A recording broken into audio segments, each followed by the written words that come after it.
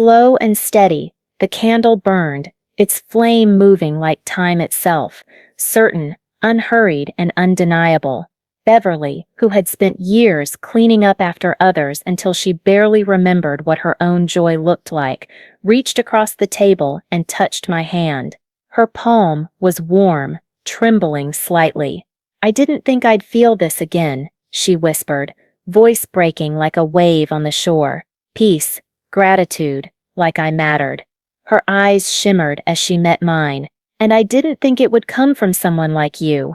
"Someone like me?" I asked, half smiling, half aching. "Someone who knows," she said simply, "what it's like to give everything, and still be left standing outside the door." I didn't answer with words. I just squeezed her hand tighter, letting the silence between us carry the truth we both understood. When the candle had burned low, I rose and walked down to the beach. The air was velvet against my skin, the tide rolling in with a rhythm older than any of us.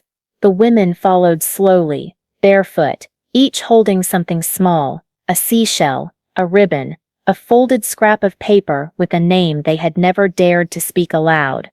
We formed a loose circle in the sand, no ceremony, no script, just breathing together under the sweep of moonlight.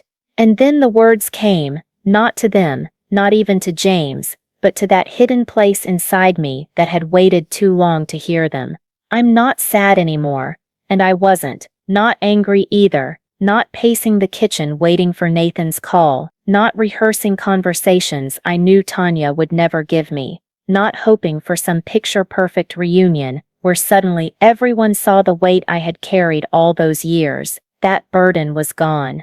For the first time in decades, my hands were empty, and in their emptiness, I found lightness. I thought about that email, that pathetic attempt to twist apology into negotiation, to make betrayal sound like a bookkeeping error. I thought about the years I spent trying to be enough for people who never saw me unless they needed what I could give. And I smiled. Not the brittle smile you paste on at Thanksgiving when you're handed a paper plate and told there's no room at the big table. No, this was the kind of smile that comes when you realize you were never the problem. You were simply giving your best to people who had already decided it would never be enough. The ocean licked at my ankles, pulling at the sand, whispering in its eternal language, "Let it go." So I did. I let go of the dream of a family who would hold space for me. I let go of the house I had helped build, but was never truly welcomed in.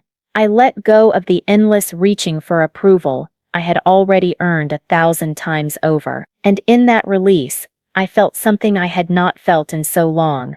Freedom. What remained was simple, unbreakable. A handful of women, a villa glowing warmly behind us, my husband's smile framed forever in walnut, and a heart that no longer begged to be seen. I turned back toward them, my chosen family, and I thought I was never left behind. I was simply walking toward the ones who were always meant to find me. So if my story stirs something inside you, if you've ever poured your love into a family that erased you, if you've ever had to write yourself back into a story that others tried to cross you out of, then you belong here. This is Grandma True Stories, where silence turns to strength and memory becomes power, where we tell the tales no one else dares to, of mothers discarded, of women who endured, of legacies rebuilt, not with noise, but with truth. So if you too believe kindness isn't weakness but wisdom in disguise, if you believe being forgotten isn't the end of your story, but the beginning of a better one, then join me. Subscribe to Revenge with Rachel, because when a grandma speaks, the world finally listens. When we arrived at the villa, perched high above the ocean where palm trees swayed like dancers keeping time with the wind, I carried that frame through the front door and set it at the center of the dining table. No one asked me to move it aside. No one asked why it was there. They simply accepted him, my James, as part of the gathering. The way family is meant to be accepted. That first night we sat beneath hanging lights, the waves whispering through the open doors like old friends. Carol wore a bright scarf and kept refilling everyone's wine glass. Beverly lifted her glass in a toast, to finally being somewhere I don't have to clean up after anyone. Frances cried when she saw the view from her window, her tears catching the lamplight like pearls. We didn't talk about the people who had forgotten us. We talked about who we remembered. We didn't compare scars. We showed each other the strength beneath them, and all the while, James smiled from the center of the table, eternal and unjudging. Each night, we lit one candle beside his photo, and each night, one woman shared something she wished someone had told her when she was 30. Carol said, "I see you," Beverly whispered. "You're allowed to rest." Frances, through trembling lips, confessed, "You don't have to earn love," Nora declared. "Your story matters." Lucille reminded us, "You are not a burden," and Di, with quiet conviction, said, "You are never invisible." Their words rose like prayers, like medicine, filling the villa with a truth long overdue. On our final night, we walked the shore together in silence. The stars stretched so close it felt like you could pluck them from the sky and slip them into your pocket. The ocean curled cool and forgiving around our ankles, the moon casting silver across every wrinkle, every scar, every curve. I looked at the women beside me, women who had loved without being thanked, endured without being celebrated, given without being acknowledged, and I realized I hadn't just taken them on a vacation. I had brought them home, home to themselves, to each other, to the reminder that memory, when shared with the right people, becomes more than a flash of time. It becomes legacy. 3 days after we returned, as the scent of plumeria still clung to my clothes, and a half-eaten pineapple waited in my refrigerator, the email arrived. The subject line, "Just want to clear the air," from Nathan. I opened it slowly, as though bracing for a storm. "Hi, Mom," it began. He explained how the trip had gone wrong, how some of it might have been their fault, though he never said outright that it was. He mentioned Tanya, claiming she hadn't meant to exclude me, that she was simply stressed and wanted things to feel a certain way. He wrote that maybe they hadn't been fair, maybe they had messed up, but now they were back, trying to shield the kids from too much drama. And then came the real reason for the message. They had rebooked on credit, costs were snowballing, and they needed help. "If you're able, could you maybe consider returning the original deposit we gave for the trip, or even part of it?" I read it once, then again, then a third time. Each time my eyes snagged on the same line, returning the original deposit. Deposit, as if they had invested something, as if this had ever been a shared fund. I opened my records. Every charge had my name on it, my account, my sacrifice. There had been no deposit from them, only assumption. Assumption that I would always pay. Assumption that I would always forgive. Assumption that my silence meant consent. It might have been funny if it hadn't been so painfully familiar. That's what mothers are expected to do, isn't it? Pay the bill, swallow the insult, hold the pain, hand over the blessing, get erased from the photo, but still buy the frame.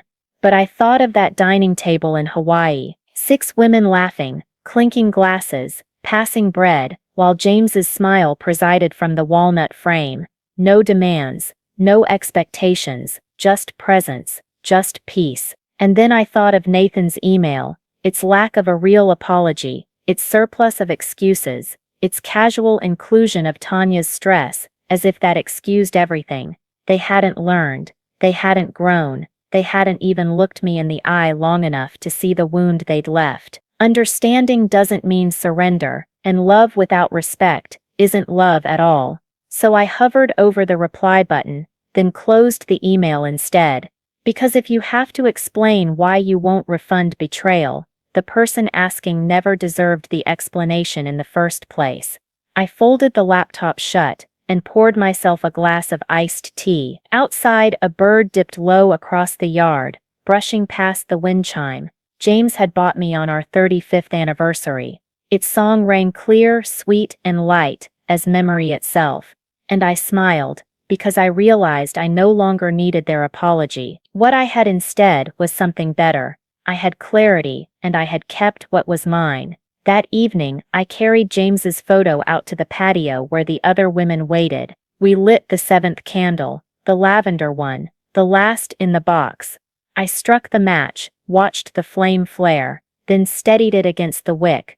This, I whispered, was supposed to be for them, but maybe it was always meant for us. The wax melted, the light flickered, and around the table, 6 women nodded, their eyes glowing with the kind of recognition you can't buy, only earn.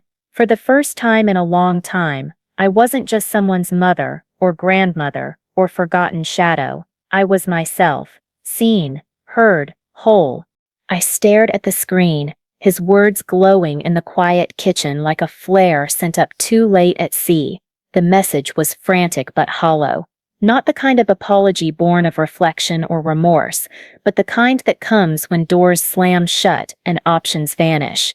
It didn't read like a son reaching for his mother out of love. It read like a man scrambling because the safety net he had always assumed would be there had finally disappeared. Maybe we messed up. Things got twisted. Those weren't confessions, they were evasions, placeholders where honesty should have been. And the promise, we'll talk everything through when we get back, wasn't a bridge, it was a leash. A way to keep me tethered to their comfort while I remained invisible in the frame. I sat with the phone in my hand, the screen dimming, then brightening again as if begging me to respond. But the longer I looked, the clearer it became. He wasn't reaching for me. He was reaching for my account. For the same woman they had deemed unnecessary just days before, now recast as essential only because the resort had locked its doors, and the airline had flagged the tickets unpaid. They wanted me back in the role I had played too well, quiet, dependable, willing to sacrifice my dignity for the chance to stand at the edge of their circle. But I had already stepped out of that role. I thought of the lavender candle, still tucked in my duffel bag, waiting to be lit on a beach where my husband's memory was supposed to be honored. I thought of the souvenir bags with the cheerful little keychains, now stacked in a pile on the table, no longer destined for the small hands that would have barely noticed them. And I thought of all the years, all the gestures, all the moments when I had been present, investing in their joy while quietly erasing pieces of myself. That was the true unpaid debt, and it was one they could never clear with a single text message sent in panic. The phone buzzed again, another vibration against the wood, another plea I refused to read. I placed it face down once more, the way I had on that first night, when his rejection arrived dressed up as logistics. The silence between us now wasn't empty, it was full. Full of everything unsaid, everything learned, everything that finally made sense. This wasn't punishment, this was clarity, and clarity once earned cannot be revoked by panic or promises. I pushed the phone away and opened my laptop instead, the glow of the screen softer, kinder.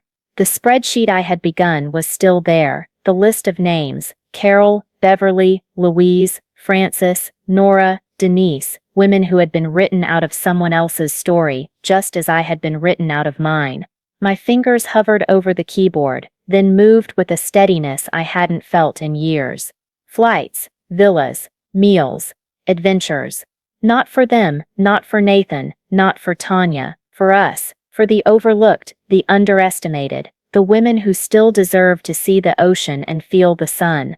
The phone vibrated one last time, a final attempt to summon me back into orbit. I didn't reach for it. Instead, I clicked save on the spreadsheet and leaned back in my chair. The wind through the open window smelled faintly of spring, of beginnings, not endings. For the first time in a long time, I wasn't waiting for someone else's invitation, I was writing my own.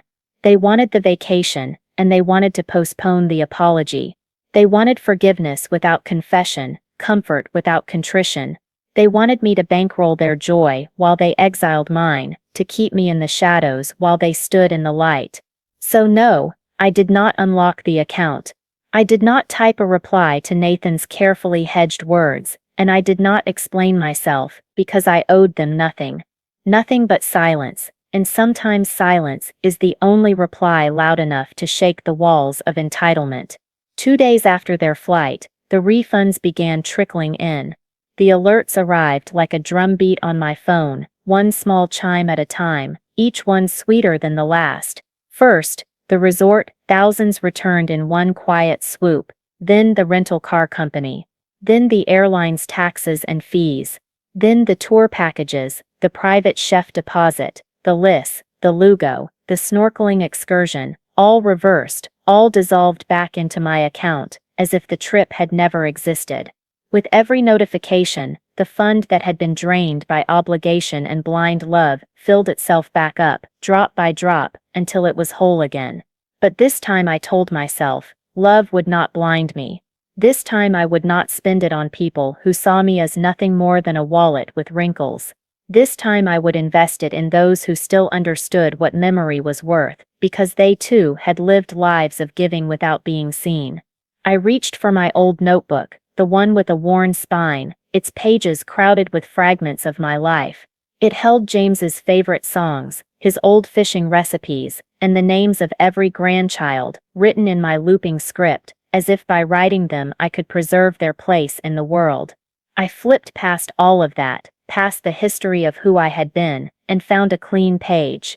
At the top, in bold, deliberate letters, I wrote the forgotten women. One by one, I filled the space beneath, with names that rose from memory like whispers.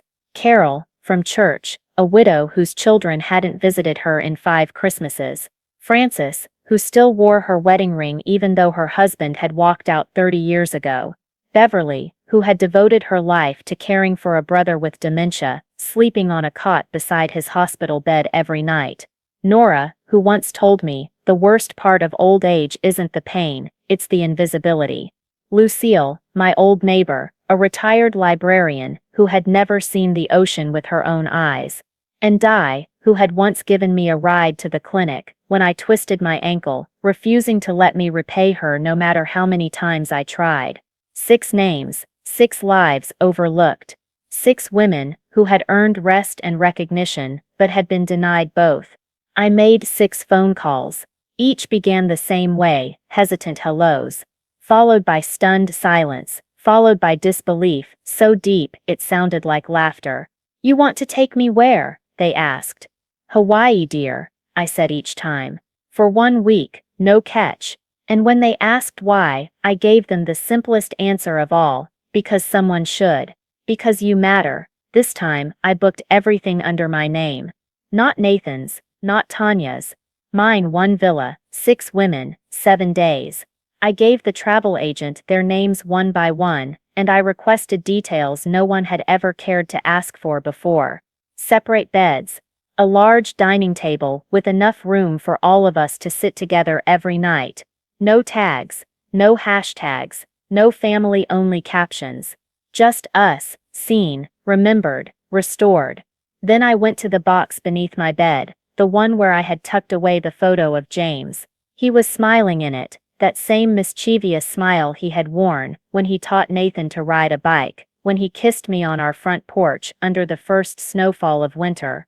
That photo had been meant for the head of our family table, on the trip I was excluded from. But now, it had a better place waiting.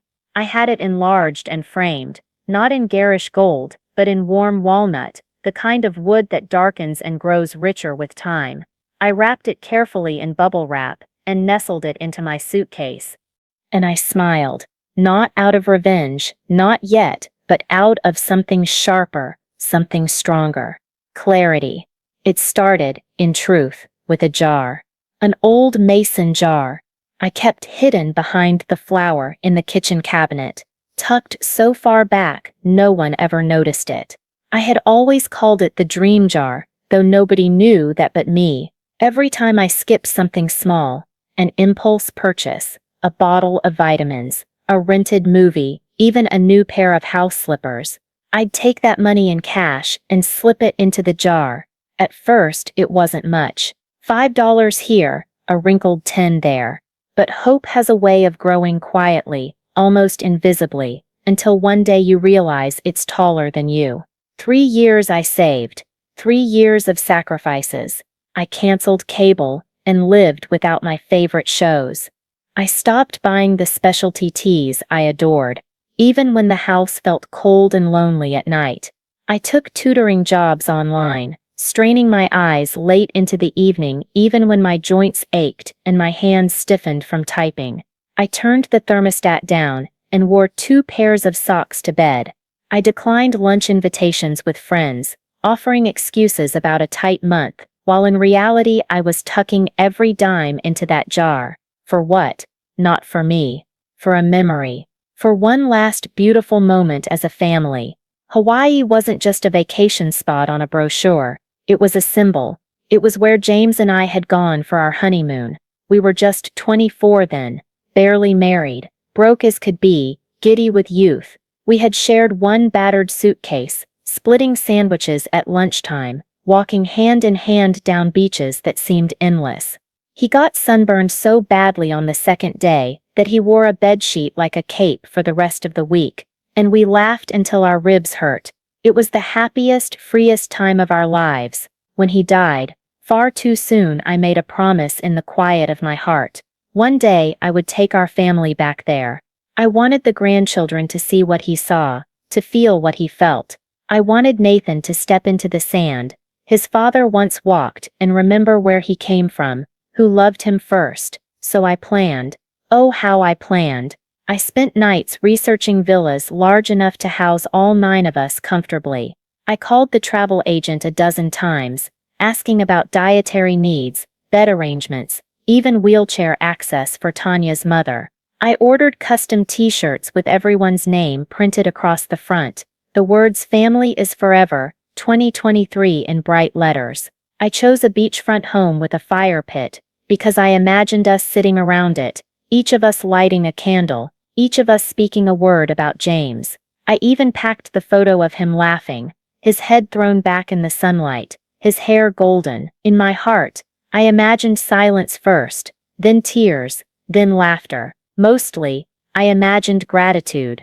I imagined being held, being seen, but none of that came true. Somewhere along the way, I stopped being part of the picture, not just metaphorically, literally. Fewer photos included me. At Thanksgiving, Tanya would say, "Let's do one of just the kids, then let's do one of our family unit." By the time they finished posing, there was no time left for one with me. At Christmas, they all wore matching red sweaters with white trees, while mine was plain blue. I hadn't even known there was a plan. Nathan brushed it off when I noticed. "Oh, you're not into that stuff, Mom." But I was. I always had been.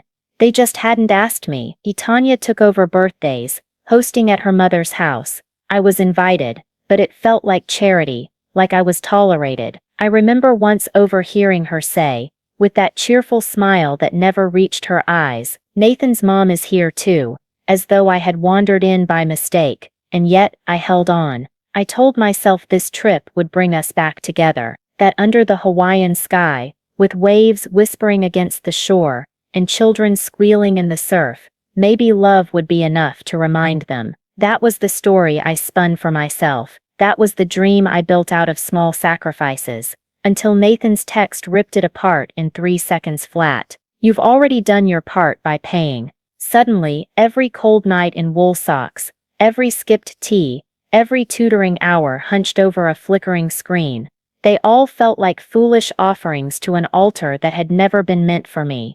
I thought I was building a bridge back to them. In truth, I was building a pedestal they had no intention of standing on. The candles I packed, the firelit moment I imagined, the laughter around James's photo, none of it mattered. They didn't want my memories. They didn't want me. They wanted my money. And now that they had it, they wanted me gone. That night, I unpacked my duffel bag. I set the lavender candle on the table beside James's photograph, and looked at it until my eyes blurred. Then I whispered into the empty house, "When did I become a burden in the family I built?" The silence answered. The next morning, I woke earlier than usual, not because I had anywhere to be, but because I couldn't sleep. The words looped in my mind, not Nathan's voice, just the text, cold and lifeless. "You've already done your part by paying." I drifted around the house like a ghost, folding the same blanket twice, straightening picture frames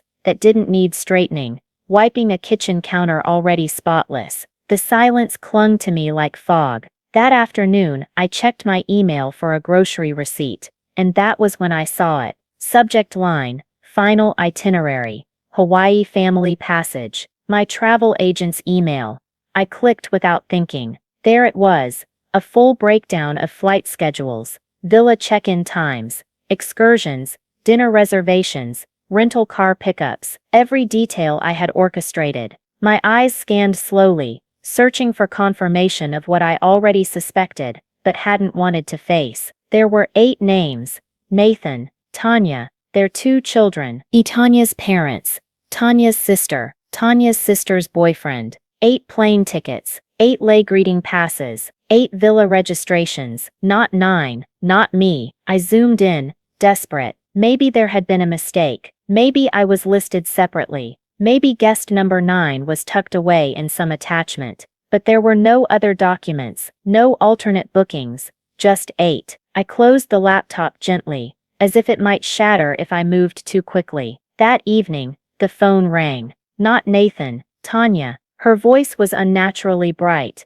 the way people speak when they're hiding sharp edges. "We're just finishing packing," she chirped. "I hope everything's set on your end money-wise. The final payment hits tomorrow, right?" I let the silence stretch. Then I asked, soft as a whisper, "Is there anything you need me to bring?" There was a pause, brittle and thin. "Bring?" she echoed. "Oh no, no, you don't need to bring anything." I pressed gently. "Games for the kids, maybe? Snacks for the flight? They sometimes get motion sick." She cut me off, still smiling in her tone, but with steel beneath it. "Marilyn, we've got it all handled. You really don't need to worry. In fact, we were thinking it might be best if you took this trip to rest. Stay home, focus on you." There it was, finality, not an accident, not a slip, a decision. After the call, I stood at the window staring at the bird bath James installed 20 years ago. The water was perfectly still, not a ripple, just like me. Not angry, not shocked, just still. I walked to the closet, pulled down the fireproof lockbox, and opened it. Inside were all the documents tied to the travel fund, every form, every authorization, and there, in bold letters, account holder, Marilyn Rose Monroe, authorized users, none, no co-signers, no shared access, no alternate owner, just me. I logged into my banking app. There it was, $21,763.84. Status, active, linked cards, 6. Primary billing owner, me. That was when the truth crystallized. They had never planned for me to be part of this. They had spent my generosity, like a rite, worn my sacrifices, like a costume, and now discarded me. It had never been our vacation. It had always been a transaction, and I was the bank. But banks have power. Banks can close. That night, I didn't make a single move. I brewed a cup of peppermint tea, sat in James's old chair, the one he used to call the lookout, and stared out the window, while my laptop blinked awake beside me. No shouting, no tears, no desperate calls for apologies, just silence. And in that silence, something inside me hardened. Not calm, stone. I was no longer confused. I was no longer waiting for scraps of gratitude. I had my answer. I remember the exact moment my phone buzzed that night. It was 11:02 p.m. when the screen lit up and my son's message slid into view like a blade. "You won't be joining us. My wife prefers to keep it only her family." After I paid for the whole vacation, the words blurred as I read them again. My thumb trembled over the glass. The next line hit harder. "You should understand your place. You've already done your part by paying. It's just simpler this way." I didn't even realize I was holding my breath until my chest ached. For 3 years I had been planning, funding, and dreaming about this trip. 3 years of late nights, small sacrifices, little joys deferred so I could give my family something magical. And in one text it became clear they had cut me out, cool and clinical, as if I were nothing more than a line item in a spreadsheet. I sat at the kitchen table, my reading glasses perched precariously on the tip of my nose. The only sound in the whole house was the steady hum of the refrigerator, and the occasional tick of the old clock above the stove. The kitchen smelled faintly of lemon soap and the lavender candle I had burned earlier to calm myself. In front of me were the travel-sized sunscreen bottles I'd just finished packing, each one labeled by hand for a different grandchild. My hands were still tacky with tape from sealing the little souvenir bags I'd wrapped so neatly. Tiny bundles of joy with aloha keychains and tags that read "Grandma loves you." My phone buzzed again. Another message: "Don't take it the wrong way, Mom. It's not personal." The audacity of that line. Not personal, as if erasing me from my own gift was nothing but logistics. I didn't reply. I stared at the glowing screen until it dimmed to black, then set it face down on the table. He didn't call, he didn't even try to soften it with a lie. Just a cold reshuffling of family, like cards in a deck. The woman who raised him had become, in his wife's words, not part of her family. I had seen this coming though, hadn't I? Not in one dramatic moment but in small cutting gestures over time. Tanya correcting me in front of the kids. Tanya rolling her eyes when I told stories about when my husband and I first visited Hawaii on our honeymoon. Tanya hosting holidays at her mother's house and forgetting to mention it to me until the day before. But the thing that told me everything, was the way she looked past me. Not at me, not even through me. Past me like a waitress who'd already dropped off the check. And still, I never thought Nathan would go along with it. My son, who once wrote me Mother's Day cards so heartfelt they made me cry. My son, who used to bring me pink tulips every March, even after he moved out of state. My son, who as a boy told his teachers I was his best friend.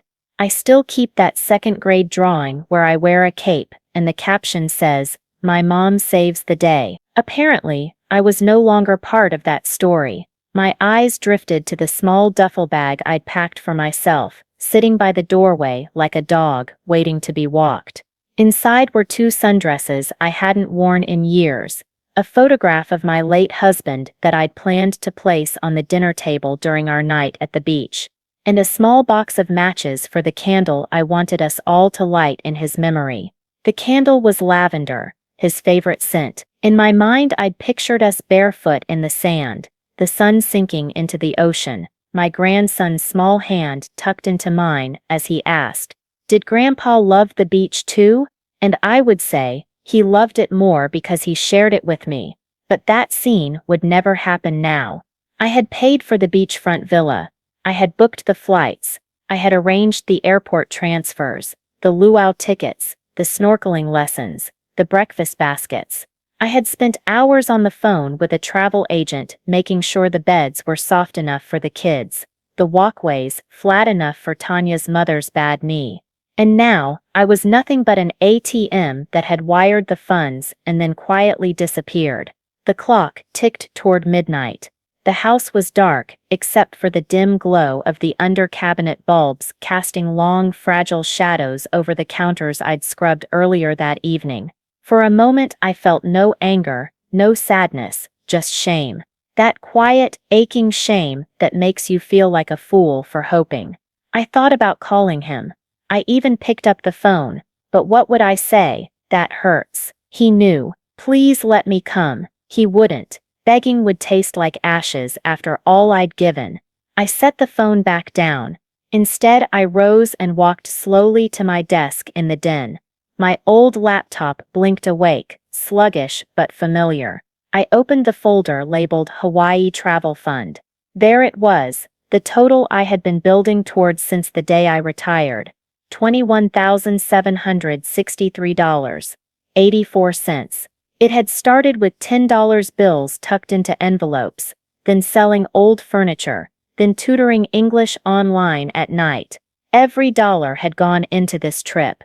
I had set up a travel fund account, linked all the payments for the villa, the airline tickets, the services. I had also set all the cards to pull from one primary source, mine, because I trusted them, because I thought trust was something I had earned. The cursor blinked on the screen, like a small heartbeat. My mouse hovered over the button that said Freeze Account. One simple click would pause all payments. A quick phone call to the travel agency would halt everything. But I didn't click. Not yet. Instead, I opened a blank document and began typing something else. Not a response to Nathan, not a plea. A list, a new list of names, women from church who hadn't left the state in decades. My friend Carol, whose son hadn't spoken to her since she got cancer. Louise, who buried her husband last fall, and still brought his photograph to Bible study. Frances, who helped raise her grandkids but wasn't invited to their graduations. Beverly, who told me last month that no one had ever taken a picture of her on the beach. One by one, I typed their names. My fingers steady now. I saved the file. Then I went back to the bank page. Freeze account. A small box popped up. Are you sure you want to pause all linked transactions? I clicked yes. Another message. All linked cards will be disabled immediately. Yes. Then I sat back and closed the laptop. I drew in a slow, deep breath. My hands no longer trembled. On the table beside me sat the souvenir bag I had made for my youngest grandson. I reached in, took out the keychain, and placed it gently on the wood. Then I unwrapped the others, one by one, until the table was covered in little